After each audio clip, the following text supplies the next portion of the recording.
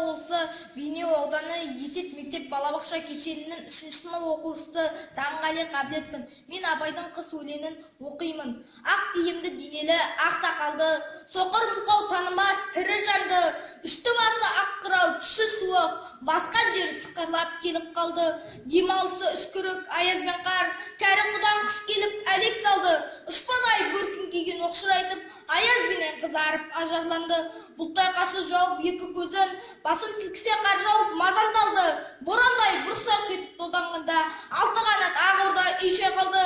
Әуес көріп жүгірген жас балалар, беті қолы домбығып үсік шалды. Шидемен тонға баттап киген малшы, бет қарауға шыдамай теріс айналды. Қартекпенге қажымас қайран жылқы, тұйтыға құруына азап қалды. Қыспен бірге тұмсығын салды қасқыр, малшылар қорғына итке малды. Соныға малды жайып күзетіндер, ұйқы өтіріміз қайрат